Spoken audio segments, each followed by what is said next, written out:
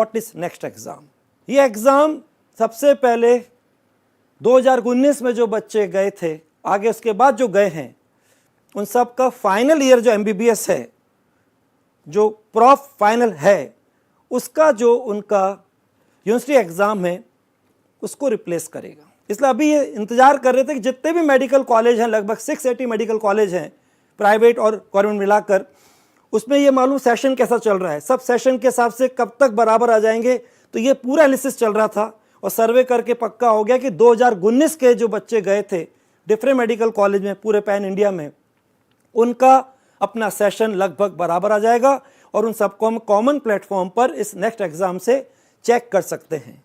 तो next exam सबसे पहले सारे मेडिकल कॉलेज का फाइनल प्रॉफ का यूनिवर्सिटी एग्ज़ाम को रिप्लेस करेगा।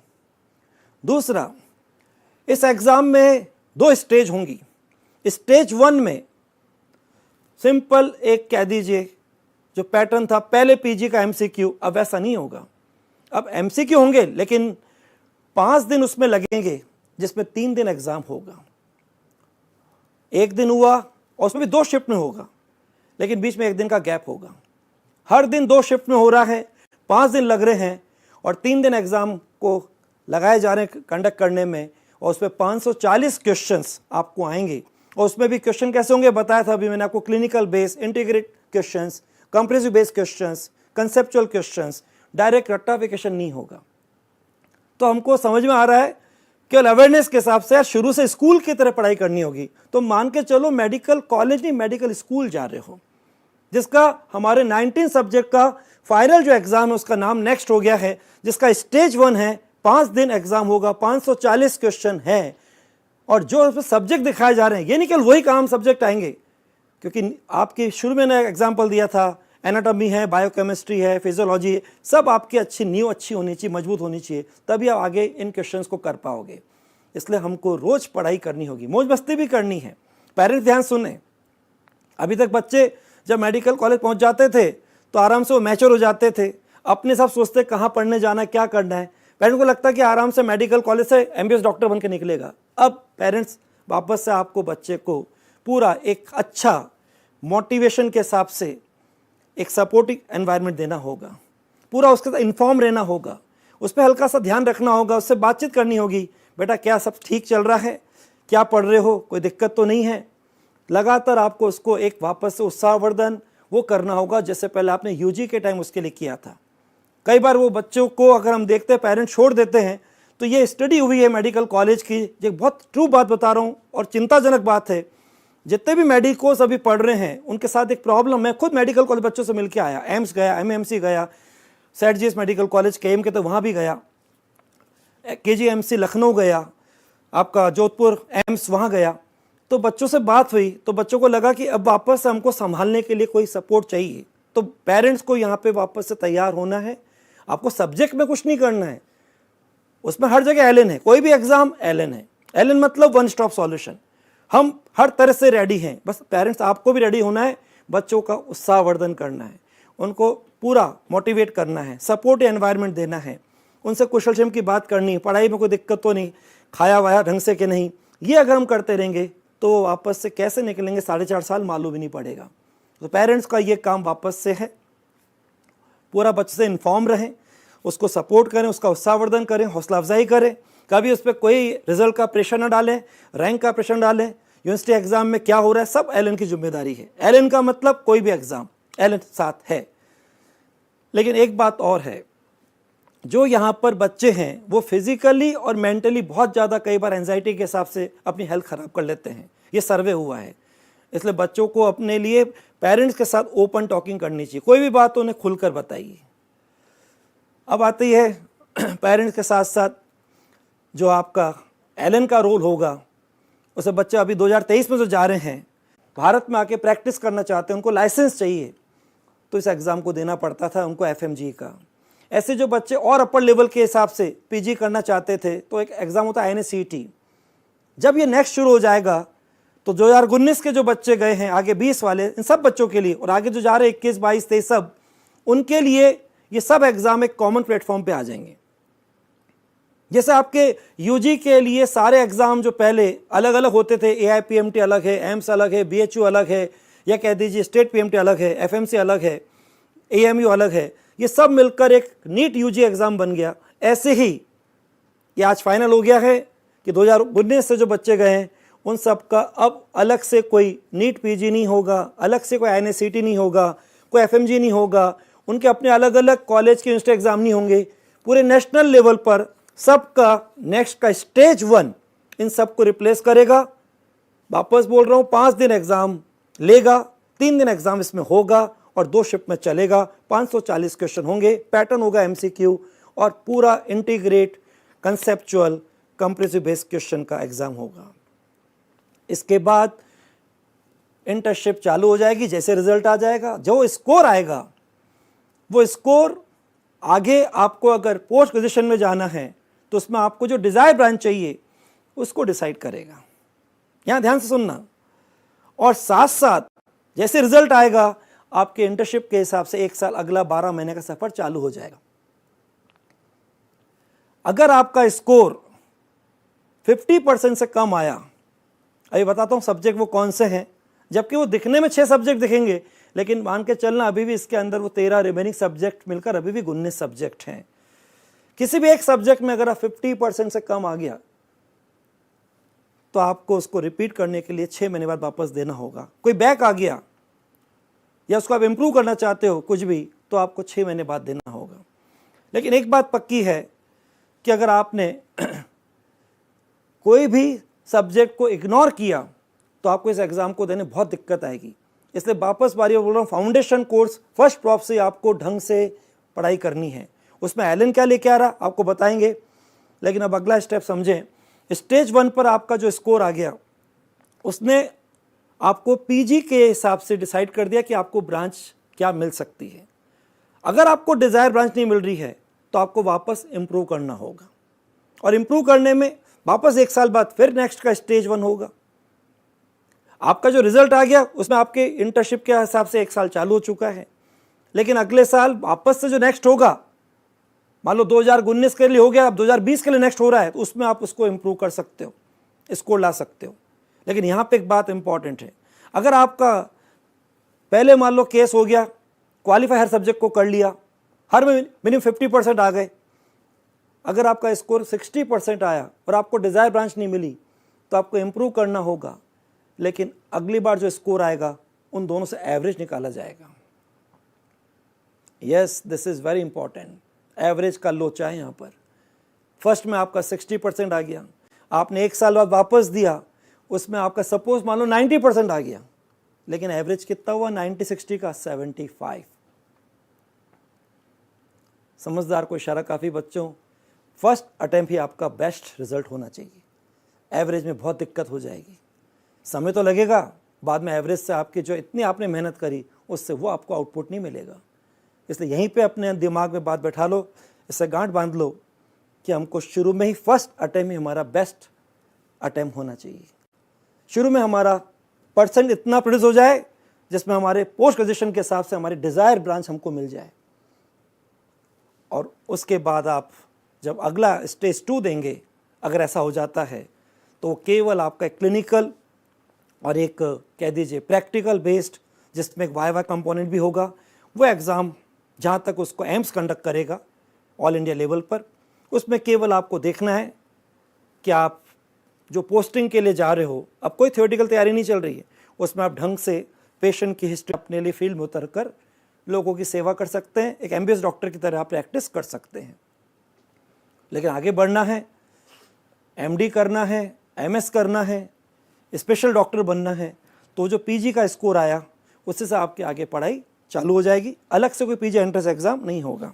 देखते जरा इसको, जो मैंने स्टेज 1 स्टेज 2 बोला उसको सिंपल अगर अपन बोलें, next exam S 2 level, next level 1 जो कि अभी कहा था आपसे कि 6 सब्जेक्ट होंगे, लेकिन ये गिनना मत कि 6 सब्जेक्ट रह गए बाकी सब भूल जाओ, ऐसा नहीं। वापस बार बार जोर दे रहा हूँ, इसमें छुपे हुए वापस पूरे के पूरे 19 सब्जेक्ट। यहाँ दिखने में आ रहा है कि साहब ये मेडिसिन सर्जरी है, आपका इसके अंदर ऑप्स एंड गायनो है, ENT है, ऑफ्थल्मोलॉजी है एंड पीडियाट्रिक्स है, इसमें कहाँ दिख रहा है एनाटॉमी, कहाँ दिख रहा है बायोकेमिस्ट्री, कहाँ दिख रहा है इसके अंदर फार्माकोलॉजी, कहाँ दिख रहा है पैथोलॉजी, कहाँ दिख रहा है माइक्रोबायोलॉजी, ऐसा नहीं है। ये सब इसके अंदर छुपे हुए हैं, इसके अंदर एक तो डिजॉल्व हैं। तो आपको उसके हिसाब से अपनी फाउंडेशन बहुत अच्छी रखनी। जिस प्रॉफ का जो सब्जेक्ट यहाँ नहीं दिख रहा, लेकिन ये यहाँ काम आएगा जरूर, ये ध्यान रखना। ये वो आपका एग्जाम है जिसके लिए मैंने कहा था 540 क्वेश्चन, 5 दिन लगेंगे, 3 दिन एग्जाम होगा 2 शिफ्ट के अंदर। और हर सब्जेक्ट में ये जो दिख रहे हैं नाम, इसमें बाकी चीज भी काम आएगी, लेकिन हर सब्जेक्ट में 50% आपको क्वालिफाई के हिसाब से मिनिमम मार्क्स लाना है। इसको ध्यान से देख लेना। अगर आपका किसी में भी इसमें कम रह गया तो आपको उससे रिपीट करना होगा, किसी में बैक आ गई तो उसको रिपीट करना होगा। किसी को इंप्रूव करना चाहते हैं तो इंप्रूव करने के लिए आप अगले अटेम्प्ट में जा रहे हैं, लेकिन अगले अटेम्प्ट में जाएंगे, सबको पास तो कर लिया, हर 50% आ गए, लेकिन आपको डिजायर वो स्कोर नहीं मिल रहा जिससे आपको पीजी की ब्रांच चाहिए। तो आप इंप्रूव अगर कर रहे हैं तो इसका मतलब आप एवरेज के लोचे में जा रहे हैं। इसलिए शुरू में कोशिश करिए प्रॉफ 1 से, जहां आप अभी मेडिकल कॉलेज में एंटर कर रहे हैं, आप तो मान के चलना कि आप नेक्स्ट की तैयारी करने जा रहे हैं। और आपके जो शुरू से सब्जेक्ट हैं उनके लिए ढंग से पढ़ाई करनी है। एलन उसमें क्या करेगा अभी आपको बताएगा। हमने पूरी तैयारी कर रखी, बस आपको मन से तैयार होना है।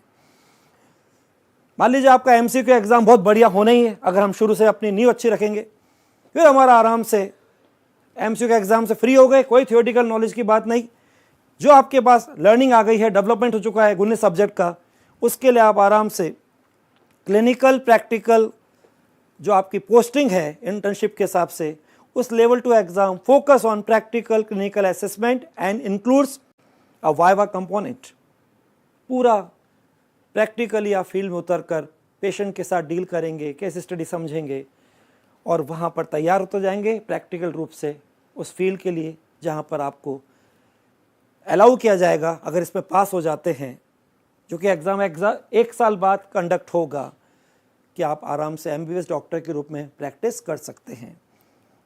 लेकिन हमको तो आगे जाना है, तो उसके हिसाब से पीजी में जो आपको डिज़ायर ब्रांच मिल गई, और अगर आप शुरू से बिल्कुल फोकस होकर चलेंगे, रोज़ अगर थोड़ा सा मस्ती भी करनी है, एंजॉय भी करना है, लेकिन एंजॉय के साथ फन के साथ लर्न भी करना है, सब्जेक्ट को आप समझना है, हर की फाउंडेशन मजबूत करनी है। उसके लिए अगर हम अपनी पढ़ाई के अगर कुछ छोटे छोटे 2-2 घंटे भी अगर सब्जेक्ट को देंगे 24 घंटे में, अरे एक दिन हर सब्जेक्ट को 2 घंटे दे दीजिए आप। जैसे आपके मान लो आप फर्स्ट प्रॉफ में गए और आपके 3 सब्जेक्ट हैं, एनाटॉमी है, बायोकेमिस्ट्री है, फिजियोलॉजी है। इमेजिन करिए कि आप अपने मेडिकल कॉलेज में चले गए, पढ़ाई चालू हो गई है, और आप रोज एक सब्जेक्ट के लिए जो पढ़ाया जा रहा है उसके लिए एलन अगर आपको बोले कि 2 घंटे दे दो, और ऐसे टाइम जिस समय आप बिल्कुल अपने लिए हर तरीके एक्टिविटी से फ्री हो जाते हैं, थकान वकान दूर हो जाती है, कॉलेज आपका 5 बजे छूट गया, 3-4 घंटे में आप आराम से घूमना फिरना डिनर करना सब हो जाता है, और रात को बस 2 घंटे 9 से 11, अगर 9 से 11 2 घंटे एक सब्जेक्ट, जो भी 3 सब्जेक्ट, उसमें एक सब्जेक्ट को रोज दो, Monday, Tuesday, Wednesday, Thursday, Friday, Saturday, ये 6 दिन 6 को कर लो फिक्स, हर के एक 2-2 घंटे चल रहे हैं। 3 सब्जेक्ट हैं, एनाटॉमी, बायोकेमिस्ट्री, फिजियोलॉजी, फिर एनाटॉमी, बायोकेमिस्ट्री, फिजियोलॉजी, हर के 2-2 लेक्चर हो गए 2-2 घंटे के। अगर आपने बूंद बूंद करके ऐसे पढ़ाई करते चले गए, तो ये पढ़ाई करते करते आप इस महासागर जहाँ इसमें गोते लगा रहे हैं, आराम से अपनी पढ़ाई को एक सागर में कन्वर्ट कर लेंगे, और ये पढ़ाई आपको आराम से इस नेक्स्ट जो भव सागर है उससे आराम से पार कर देगा, और आपको पीजी में वो आराम से पहुंचाएगा जहां का आप डॉक्टर बनना चाहते हैं, जिस ऑर्गन का डॉक्टर बनना चाहते हैं, जिसका आप स्पेशल डॉक्टर बनना चाहते हैं। ये समझदारी है कि छोटे छोटे 2-2 घंटे भी अगर आपने यहाँ पे जोड़ते चले गए, बाकी चीज़ के लिए अपने को हटाकर इसमें जोड़ते चले गए पढ़ाई के लिए, तो slow and study always win the race. आप आराम से अपने लिए 2-2 जोड़ोगे तो आगे जाके ये बहुत बड़ा आपके लिए पढ़ाई का आवर्स तैयार हो जाएगा, जहाँ हर प्रॉप में हर सब्जेक्ट की आपकी नींव अच्छी तैयार होगी।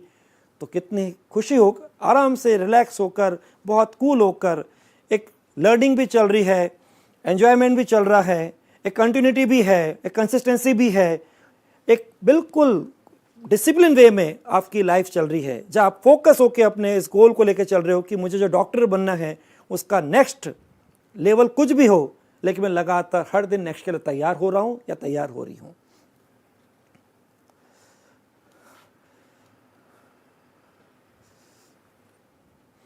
ये जो मैंने शुरू में बोला था वो वापस, ताकि पहले क्या होता था अब क्या होता है, तो वही चीज़ है। ये सब केवल आपको अलर्ट कर रही हैं, अवेयरनेस के लिए है, कहीं कोई डरने की ज़रूरत नहीं है। अगर टफनेस देखें रफ एंड टफ के हिसाब से, तो अब ये एग्ज़ाम थोड़ा IIT JEE एडवांस से भी ज़्यादा टफ हो गया है। लेकिन जब से ये 2013 में इंजीनियरिंग साइड में JEE एडवांस, JEE मेंस ऐसा अलग अलग हो गए थे, तो बच्चों ने जैसे नाम देखा एडवांस, तो वहाँ पे 9, 10th, 11, 12, 9 से पढ़ाई चालू ऐसे कर दी, क्योंकि वह एडवांस चलना है। और वहाँ तो एक दिन 2 शिफ्ट में एग्ज़ाम होता था, यहाँ तो आपका नेक्स्ट एग्ज़ाम आपके लिए 3 दिन होगा, 5 दिन इसमें कुछ लगेंगे, और हर दिन 2 शिफ्ट में होगा। और एक स्टेज 1 भी है, बाद में स्टेज 2 भी है। तो बहुत सावधानी से, समझदारी से, एक बिल्कुल प्लान वे में हमको पढ़ाई करनी है। अवेयरनेस की बात है, कहीं कोई डरने की ज़रूरत नहीं है। अभी भी आपका ये डियर होना चाहिए, इसमें कोई फियर नहीं होना चाहिए। बस अगर ऐसे पढ़ते रहेंगे तो फेस हमेशा चीयर रहेगा, क्योंकि लाइन आपकी क्लियर लग रही है। Before next final year MBBS university exam हुआ, पहला पार्ट हो गया, उसके बाद रिजल्ट आ गया, चालू हो गया इंटर्नशिप। और जैसे ही आप इंटर्नशिप की पोस्टिंग के हिसाब से उसको प्रैक्टिकल एग्ज़ाम क्लियर करते हैं, लाइसेंस मिल जाएगा, और डॉक्टर के साथ से MBBS हो गए, आप आराम से प्रैक्टिस चालू कर सकते हैं। लेकिन अगर किसी को आगे PG की पढ़ाई के लिए जाना है, तो आफ्टर इंटर्नशिप तैयारी चल रही है। बच्चा इस समय क्या करता था, वहाँ पे आराम से हॉस्पिटल में जा रहा है, शरीर लेके जा रहा है केवल हॉस्पिटल की प्रेजेंस के लिए, बाकी अंदर से उसके अंदर चल रही कि PG की पढ़ाई कैसे करें, तो वहाँ बैठ के पढ़ाई करता रहता था। तो कहीं पे प्रैक्टिस में उसकी तैयारी नहीं होती थी। PG एंट्रेंस के हिसाब से हो गया तो आगे बढ़ जाता, नहीं बढ़ता तो इंटर्नशिप तो हो गई, और आराम से बाहर निकल के कहीं प्रैक्टिकली डेवलप नहीं हुआ, कहीं ढंग से लर्निंग नहीं हुई, और बाहर जाके प्रैक्टिस चालू कर देता था। और वही दिक्कत आई थी जब कोरोना में इसको चेक किया कि डॉक्टर्स में क्या क्या डिफ़िकल्टी आ रही है, उन्हें किस किस तरह के असिस्टेंस की ज़रूरत है, उन्हें क्या क्या नहीं आता जो कि वास्तव में आना चाहिए था। इसलिए इस एग्ज़ाम का तरीका कुछ चेंज किया गया, और कहते जो होता है अच्छे के लिए होता है। अब मुस्कुराते हुए देखिए, अब अगर जो नेक्स्ट आ रहा है 2019 से बच्चों के लिए, तो पार्ट 1 इसमें जो आपका बताया है, जो स्कोर आएगा उससे आपके स्कोर से जो रैंक बनेगी वो अलग रिजल्ट के हिसाब से, वो स्कोर आपके लिए PG के ब्रांच को डिसाइड करेगा। और पार्ट 2 जहाँ पर वो आपका 1 साल के बाद जो इंटर्नशिप चली है उसका प्रैक्टिकल, क्लिनिकल और एक वाइवा कंपोनेंट के हिसाब से एग्ज़ाम होगा।